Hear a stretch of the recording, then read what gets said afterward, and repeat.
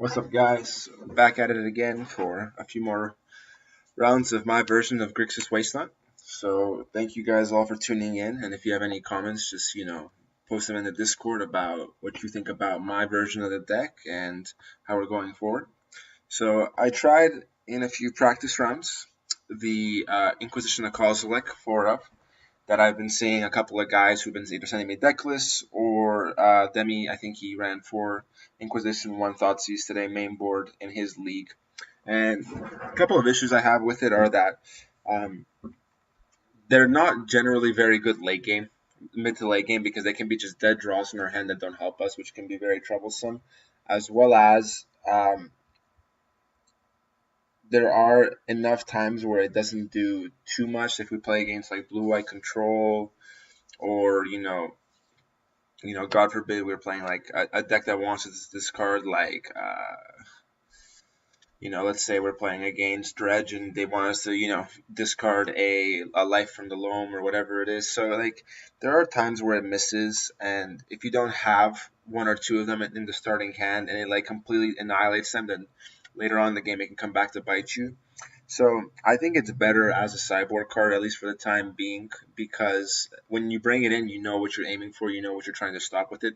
Whereas against the whole variety of the meta, there are times where you're just picking, an Arbor Elf when they have multiple Arbor Elves in hand and stuff, and it just doesn't do enough because they're going to get to their game plan anyway. So in that case, we're just going to stick with the regular, two in the side, got a Spell Snare, take out maybe a Fatal Push or so, or maybe just take a Machinations out, as it didn't help us too much in the burn matchup, and we're just going to have to hope to like dodge that matchup, honestly, if we're going to do well. So take out two Inquisitions. We're going to put back the 4 of Serum Visions and Faithless Looting, as they were really good for us cycling to the cards we wanted to, as well as Manamorphose, as it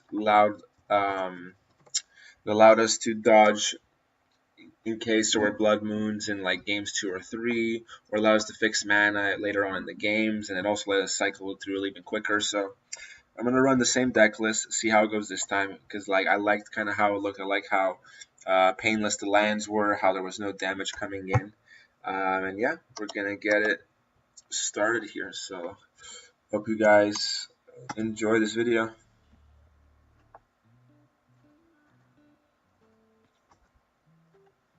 Let's hope we dodge burn, because that's going to be a tough matchup for us without the brutalities.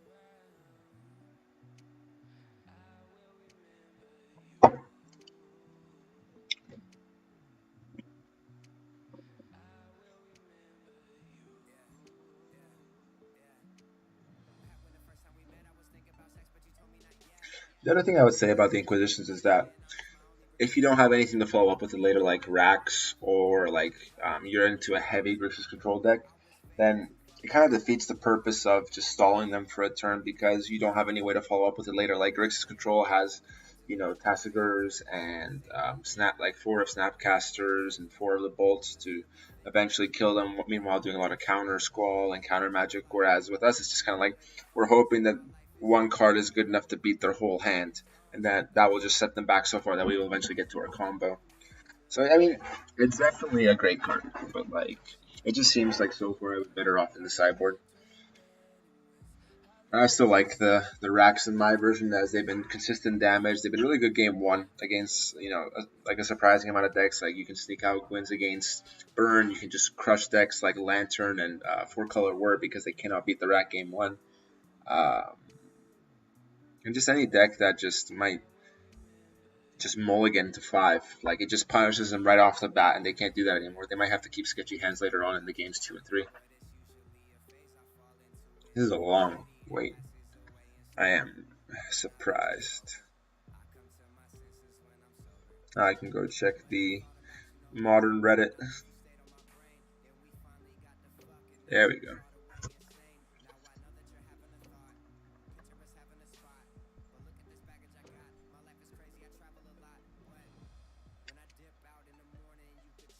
It's funny, like even though I've played like a lot of online games in my life. So first of all, this is a keep as we have Waste Not, we have two Liliana's Caresses, we have a Wistful Thinking, which is our win condition with the two Caresses and Waste Not. So we also have a turn one play with the Spire Bluff Canal into Serum Vision. So we're just looking really good. We might, depending on what the first card our opponent plays. Oh wow. So we're gonna bottom the Waste Not there, as it is more important for us to get more lands, as we already have 2 discard abilities in our hand and we have 3 of our win conditions. So like now we just play our best cards and hope for the best. So he is playing red and he's playing Flame Wake Adept. Okay, so the best turn here for sure is to play the Liliana's Caresses, as if he cycles, if he does anything along those lines, he will take damage, and we actually need that to race them. Like it would be nice as well to get the Waste Not out for potential mana and stuff, but we can't use the mana on their turn. If they use creatures, they're probably going to get better creatures anyway that we can't block because of the Menace or because of the Gurmogs and stuff. So he's taking 6 damage this turn. Like if he only needs to go down 2 more life, and we can essentially just end them with like we could like well. So here's the thing: we have potential. We're gonna play the Black Cleave Cliffs here, as even if he plays a Blood Moon game 1 for whatever reason, we'll still have the black mana. The monster's not as important. We can keep it for the 4th mana later on. The best thing for here, I think, is playing the Liliana's Caress, and honestly, I think it's just passing the turn, as it's very unlikely he's going to do anything on his turn, and we don't potentially lose the game on the spot by burning Inquiring, leaving him at 2 life, and then not being able to follow it up. So I think the best play here is just play the second Caress, make him hate his life, wait for the turn 4 kill, because it's very unlikely he's going to be able to get it anyway on this turn, unless it's some crazy like mono red living end version that we haven't expected. But for now, it just looks like typical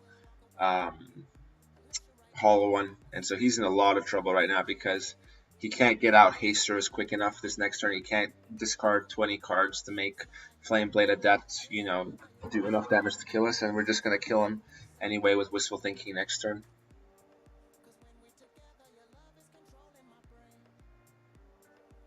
So yeah, like you see, it just completely nullifies his whole plan. But this is a good matchup for us in that sense. Like it's really hard for this guy to do too much. So we're gonna play the Wistful Thinking just to not show the Burning Inquiries off the bat, as he might keep hands that are different in that case because of the Burning Inquiries, because he could potentially use that to his advantage to make sure that he keeps a sketchy hand that could turn into his favor through Burning Inquiries later. So we kind of just want to like don't show all our tricks right off the bat. So yeah, like it's very good game 1. Now we have to think, so what is the best way to punish Hollow One? If we like bring it up on the deck list right away, we can take a look at that. We go to MTG Goldfish, we look up Hollow One. I'm thinking of bringing in the Spell Bombs, because they run Bloodghast and they run the Gurmogs and the Flame Wake Phoenix that they can cast from the graveyard. So it would be important to get that out of his potential right away. If we can get that out turn 1.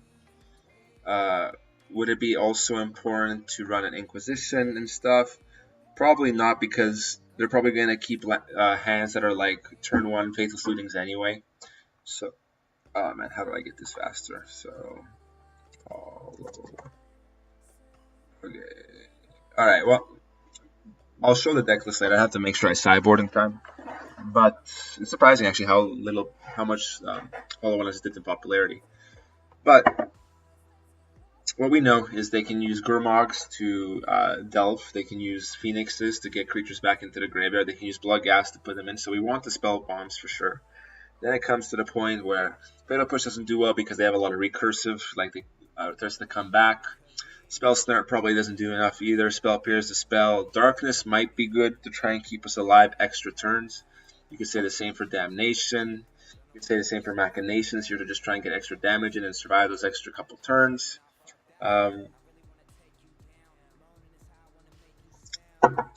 Rack here could be good. They generally tend to empty out their hand quickly. Metamorphosis could be good. Snapcaster could be a bit slow, but we can use it as a blocker potentially and to recast things later on that are going to probably be in the graveyard. And we want the Simian Spirit Guides as well for the potential to put out turn 1 Liliana's Caress or Waste Not, which would be really good for us. So we're going to take out one Dark Deal as we're on the draw, and it's unlikely that they're going to have lots of cards in their hand turn 3 that we can exploit with Dark Deal. So one Dark Deal will go away, and most likely just the Metamorphose, as that is kind of an expendable card for us to throw away at this point. The Spell Bombs will be very key here. So he kept 7, which is not good. We're on the draw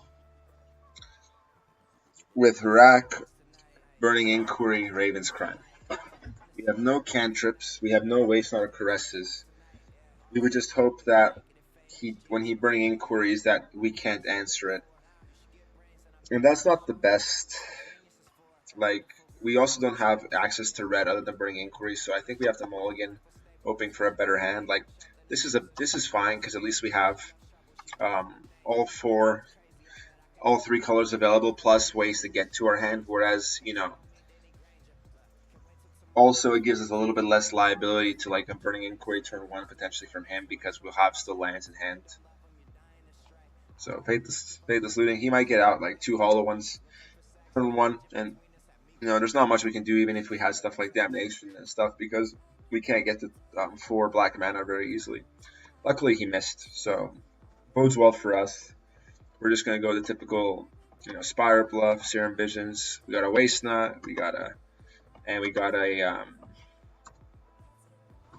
Burning Inquiry coming. So that's why Serum Visions is so good, because if you draw, okay, I thought that was a Burning Inquiry. I'm like, that could mess us up, but that's why Serum Visions I like so much in Grixis Waste Not, because like if you draw a great card with the draw and you can cycle 2 potentially with the Scry, it's just so crazy that with like our hand wasn't that good turn 1, but we Serum Visions, and next thing you know, like we have everything we could have potentially wanted to with our hand, and so like you just like that kind of consistency that you gain with the deck is just really, really good. So we are on a clock. They have strong potential. They have 6 damage at least this turn. Could potentially be more if they win the Flamewake Phoenixes, but at least now we have a Waste Not out that would prevent them from doing, is that Goblin Lore? Cathartic Reunion? Yeah, there's the Gurmox. So honestly, we're doing pretty good. We're gonna Burning Inquiry. We're gonna just start spinning the wheel like nuts. Hopefully, get some creatures for blockers and other stuff. Spell Bomb will be very good here. So potentially, we're gonna just play the Spell Bomb no matter what because we don't want to give him too much potential. And then we're gonna just start spinning with the Burning Inquiry. Now I did mess up here with my lands, which is pretty bad because I could have done this differently if I had made the correct play with my hand, and now I'm being punished for it, so that is on me. As right now I could have Faithless Looting into Raven's Crime or been close to it, and then I wouldn't have messed up as bad. However, we do have plays here because now we can bottom top the Raven's Crime. We can crack Spell Bomb on him, pay the black mana for the Raven's Crime, and just start to do damage to him that way. And hopefully he's going to pitch a land, which would allow us to discard the next 2 lands from our hand and leave him completely empty-handed. So he did a Bloodghast, which is, what can you do? He still had Bloodghast in his hand and stuff after the Burning Inquiry. He's going to get that back now. And we're in a tough spot. Flamewake Phoenix. He's got a lot of big boys. So we're just going to have to chump the two biggest creatures that they have, because we just want to stay face with the damage right now. So we're still at a decent life total. It can go south really quickly, but we're fighting through. If we don't get blockers out this turn, we do lose, which is tough. We're going to discard the 2 lands, as we're not going to be able to play in this turn. We're going to have to...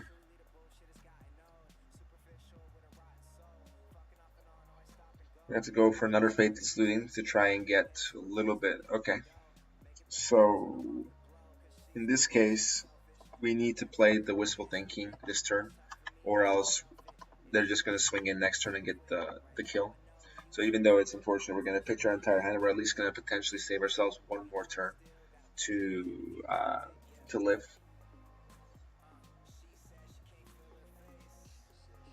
Problem is that we don't have any damage on the board, and they have such a strong board. So like, there isn't much of a chance for us to come back from this. But at least we have the play game 3, which is always nice. And at that point, it would be worth bringing in the Inquisitions, because if we can make him discard a Burning Inquiry or the Faithless Looting turn 1, that could potentially set him back very far. Or even just the Flamewake Adept, because that's consistent damage that he might be able to get. I don't know what he's thinking about.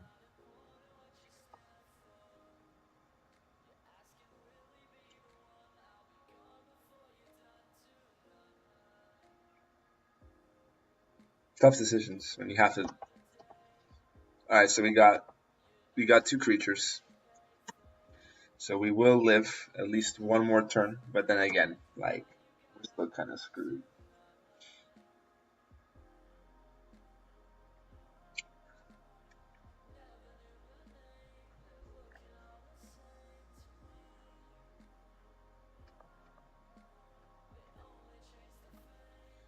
Blocks there. And we lose. Ooh, okay. We're still fighting. Snapcaster on the top there is very, very nice. Potentially we can swing that into other Snapcasters. No, we cannot.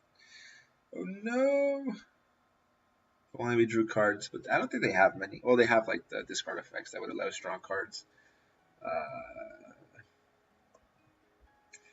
Do we Faithless Looting just to get to our deck a little bit more, potentially? Why not? Yeah, nothing else to do. So, swamp 2 racks.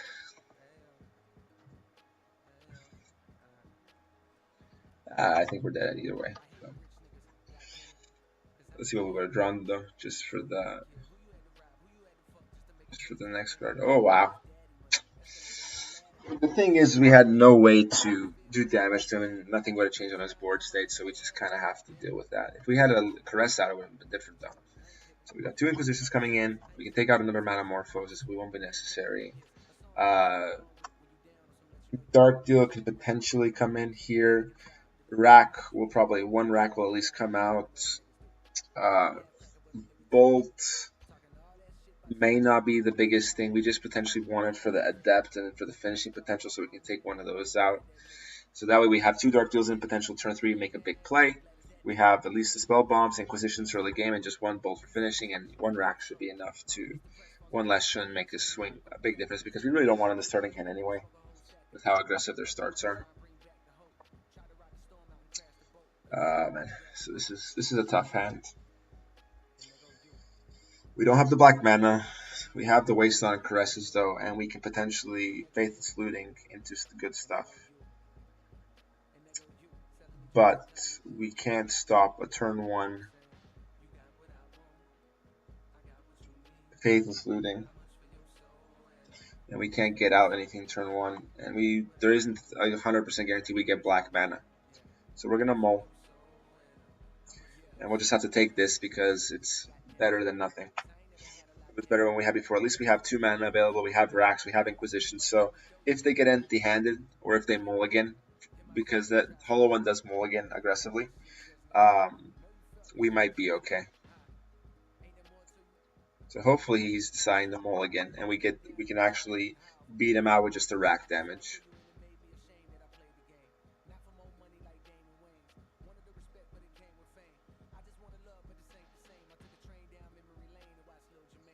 Considering that he played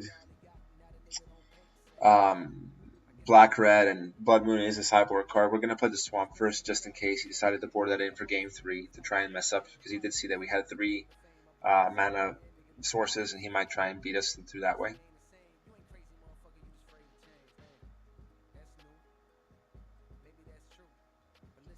So he likes taking his time.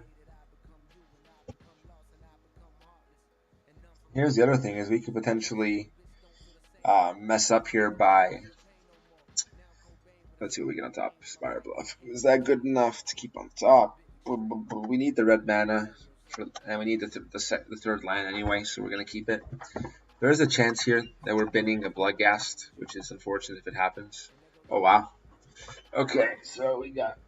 I don't know why this was such a hard keep for him. He seemed to have everything he wanted to.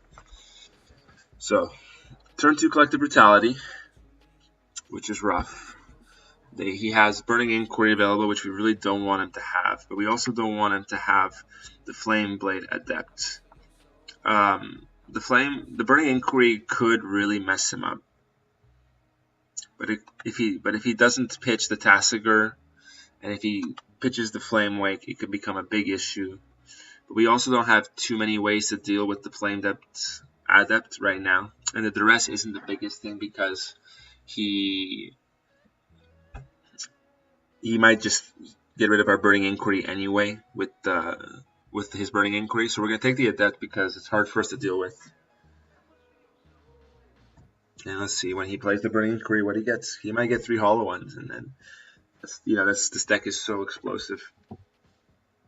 And he also might just lose the game on the spot, so it's going to be exciting. It's too bad we didn't have like a Waste Not out for him to potentially pitch all those things.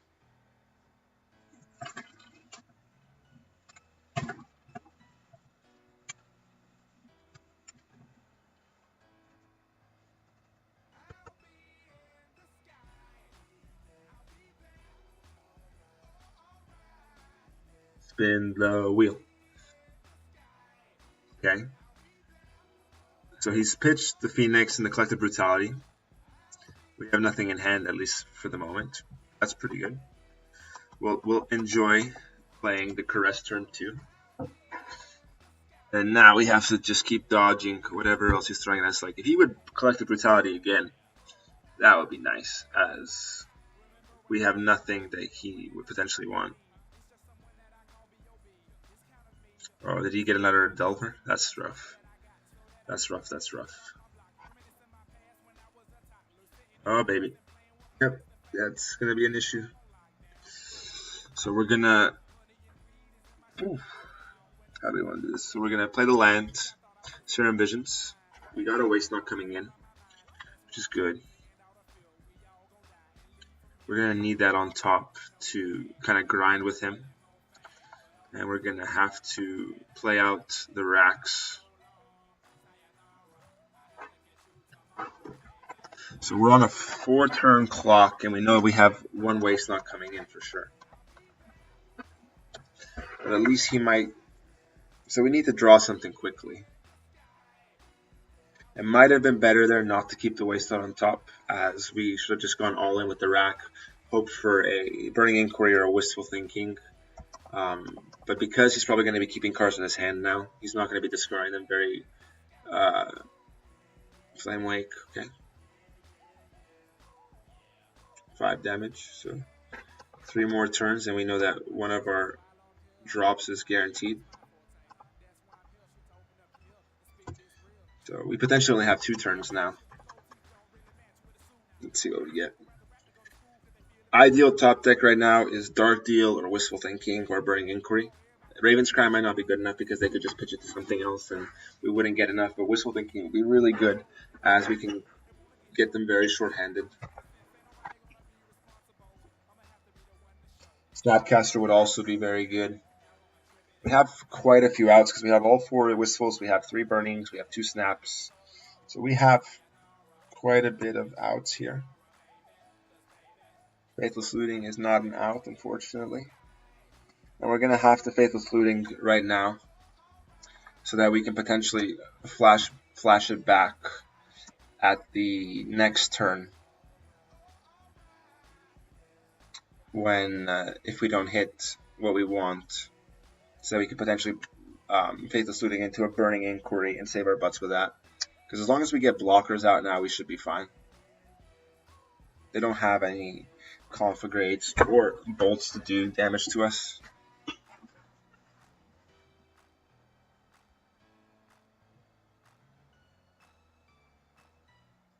He's probably just deciding if it's worth it to Goblin Lore or something along those lines. And it's unfortunate that we didn't have the spell bombs. Okay. Am I dead?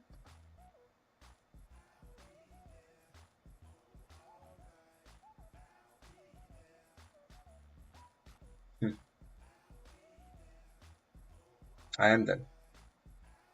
Oh, that's pretty good. Oh, that's an unfortunate collective brutality. He got it. That's why Delvers is so good, man. Gurmogs is super strong. So we got game 1 in the books, and I'm going to make a recording and post this and make a game 2. So see you guys in a bit.